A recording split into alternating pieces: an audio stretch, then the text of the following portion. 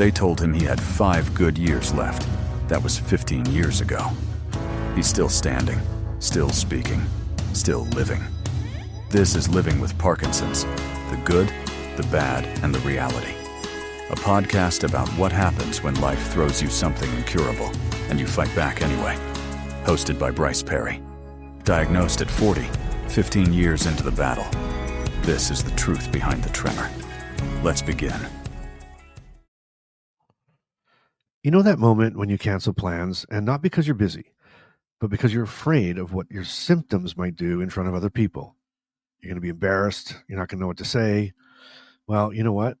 I've been there, and I've been there more than once. And if you're nodding along, trust me, you're not alone. And today I'm going to share with you on how I got my confidence back in these social situations. Hey, I'm Bryce, and this is Living with Parkinson's, the good, the bad, and the reality. And if you're new, welcome. This channel is a safe space for real, raw, and sometimes the hilarious truth about Parkinson's. So if you've ever felt your confidence take a hit because of your symptoms, you're in good company. Why don't you hit subscribe and share your story below in the comments? What's one thing that's challenged your confidence the most since your diagnosis? Now, let's be real. Parkinson's can do a number on your self-esteem. Symptoms flare up at the worst moments. You get embarrassed, and maybe you start avoiding people or places that you love.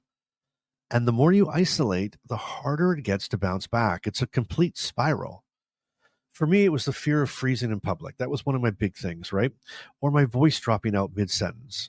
I started canceling plans, and not because I didn't want to go, but because I didn't trust my own body. But it wasn't just the big events. Even small everyday things like running into somebody at the grocery store and worrying like, will I be able to get the words out? Or what if my hand shakes when I reach, for my wallet? That all can chip away at your confidence over time. And I get it. And let's be honest, Parkinson's loves to remind you who's boss in the most inconvenient moments, doesn't it? And the most inconvenient places too. Ever been stuck in a bathroom stall, fumbling with the lock and suddenly feeling like the world's closing in? Well, that's enough to make anyone think twice about leaving home. So I get it. And I want to hear from you. What everyday moments have challenged your confidence the most? I read every comment, put it in the comments. And you know what? Sharing your comment might just spur on somebody and help somebody else. So this is not just a podcast. This is a community. So get involved, please. It'll help you and it'll help somebody else. But there's something about losing confidence that goes beyond the surface. It's not just about what others see. It's about how you start seeing yourself. Now, I used to take pride in being the go-to guy, right? At work and at home, the one who never hesitated, who always showed up. But after Parkinson's, I started to doubt myself. Can I do this? Should I even try? You start second-guessing every decision, and soon it feels like you're losing the parts of yourself that you always relied on.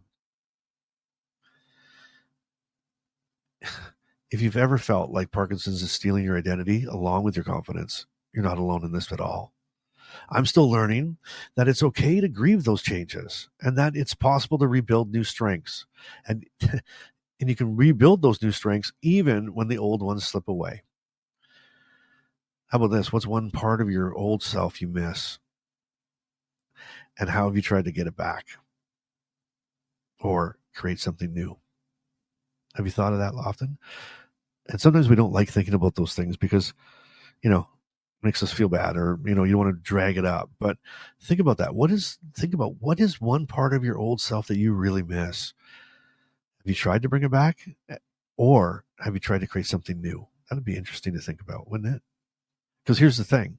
I've also had moments where out of nowhere, my confidence made a comeback. Like the first time I went out for coffee alone again, even though I was scared. Or when I made it through a full day of work and I realized, hey, you know what? I'm still me. Parkinson's didn't win today. One of my favorites was when I said yes to a last minute invite with friends, even though I'm worried about my symptoms showing up. And sure enough, I did freeze up once, but you know what? Nobody really freaked out, right? And I got through it, and I even laughed about it with them later. See, the thing about getting your confidence back, it's never all at once. It's a bunch of little victories, and over time, those small wins start to add up. So if you're sitting here waiting for this moment where everything's going to change and you're just going to feel this burst of confidence and you're not going to worry about your symptoms and I'm not going to care what people think and I'm not going to care what they say. I'm just going to go out and do it. And you're waiting for this big moment. It doesn't happen like that. You're going to be waiting a long time. It's going to take a lot of these little victories, right? And the little victories pile onto each other and start to boost up your confidence. And that's when your mind starts to change. And it's those little tiny victories, those little small wins, like me going for coffee alone. Big deal, right? But I did it and I got through it. And so the next time that something's coming up that I know I want to avoid, that I want my first thing is I'm not going to go there. I want to avoid it. I don't want to be there. I don't want anything to do with it. I remind myself, okay, why am I thinking that way? Is it that I really don't want to do it? Or am I just afraid? Am I scared? Am I nervous? Am I overthinking the situation? Right? That's a big one, overthinking it. Well, I start to remind myself of these small little victories. Bryce, remember you went to the coffee shop by yourself and it was okay. You did it. You're still here. You made it. You survived. Right? So again, it's never, ever, ever all at once.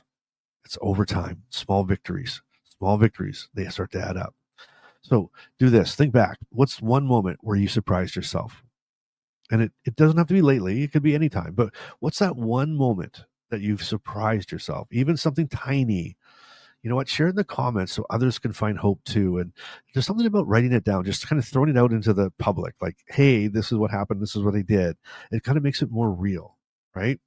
And if you've had a win, no matter how small, share that in the comments. And if you're still working on it, hit subscribe because we're all building confidence together one step at a time. And if you're in a rough patch right now, that's okay. Sometimes just listening to someone else's story is the first step. So make sure you go through the comments and see what others are dealing with or what they've done. And you kind of build some confidence in that or, kind of get that going with yourself. So how do we get the confidence back when Parkinson's tries to steal it? Well, here's what's helped me, okay? Number one is I had to lower the bar for success. And sometimes just showing up is enough. And that was my bar. Originally my bar was up here, like, oh, I'm going to go there and I'm going to meet new friends and I'm going to talk and everybody's going to love me and everybody's going to like me and everybody's going to laugh at my jokes, right? And I'm like, and if that didn't happen, it wasn't a success. I lowered my bar now. My success is going, right? And if I go, I won. I showed up and that's enough. Then you have to start focusing. Number two, focusing on what you can control, right?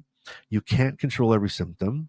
You just can't, but you can control how you respond, right?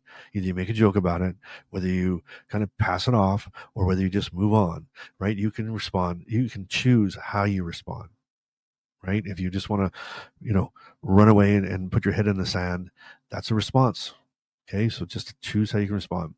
Third thing you have to do is you have to let people in, right? I found the more honest I'm with my friends and my family, the less alone I feel. Be honest about your fears. Be honest about why you don't want to go on a vacation because this might happen.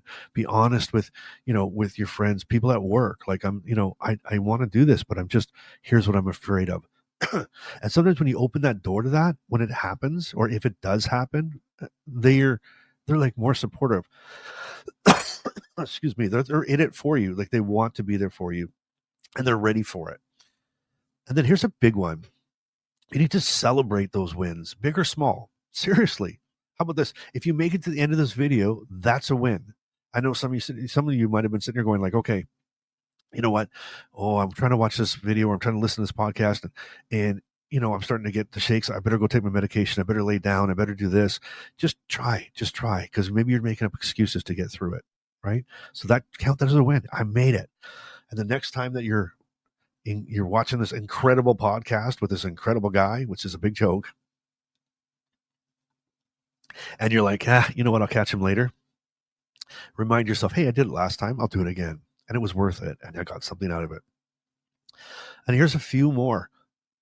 Here's a few that I'm working on. There's some new twists here. Here's what I'm working on. Talk to yourself like you would a friend. What? Yeah, talk to yourself like you would a friend. I used to beat myself up for needing help. And now I just try to remember that I never judge a friend for the same thing. Think about it. If a friend told you that, what they were going through, would you judge them? No, you wouldn't. So start talking to yourself. Try it. And how about this? I'm visualizing the worst case scenario. Sometimes just thinking through what actually what actually would happen if my symptoms act up. It makes it less scary. Most of the time, it's not as bad as the imagination itself and it's telling me. Like, think about it. You're imagining this awful scenario where everybody's staring at you and you're embarrassed and you can't move and things are happening and all heck's breaking loose, right?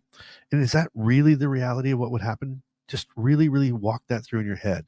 It's not as bad as we make it be, right? It's that fear. That fear is trying to hold us into that. What's your confidence boost? What is your go-to? Do you have a go-to confidence boost? And any tips for staying positive when things get tough? I want to hear about those ideas and maybe even try them myself. So throw those in the comments as well. I'd really like to start a conversation about this. And here's a challenge. I have a challenge for you this week. This week, right? I want you to pick one small thing that scares you, and I want you to do it. Scares you, or you're nervous about it, or you don't want to do it, or you know you're calling it in, right? You know, maybe it's calling a friend, maybe it's texting somebody back, maybe it's going for a walk, or maybe it's just, sharing your story in the comments. Let's push back together. And if you're comfortable, let's try something brand new. Share a confidence buddy moment below. Someone who's encouraged you or someone you've encouraged, and let's build each other up. Someone in the community even that says, you've got encouragement from their comments. Wouldn't that be interesting? If you are one of my regular audience, and there's a lot of you out there, and you read the comments, and maybe there's a certain comment that really resonated with you that came from somebody, maybe call that out in these comments, right? And that would give the other person confidence in what they were doing. Think about it. That's how a community works, right? We lift each other up. Right? You lift somebody up, someone else lifts you up, and it just goes hand in hand. And here's, I know you love these, but here's today's Bryceism, okay?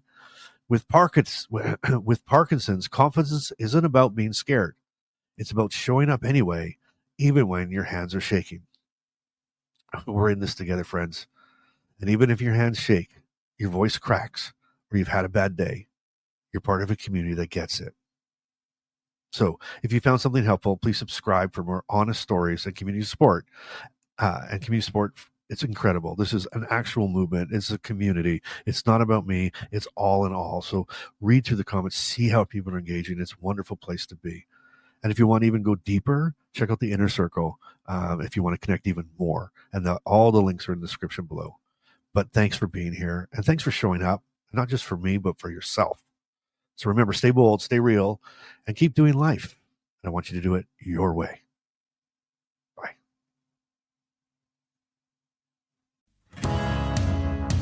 Parkinson's may be part of your life, but it doesn't get to define it. Thanks for listening to Living with Parkinson's, the good, the bad, and the reality.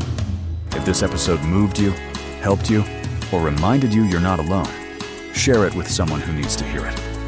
Want to go deeper? The Inner Circle is waiting. Monthly Zoom calls, 24/7 community, and a direct line to Bryce. You'll find the link in the show notes.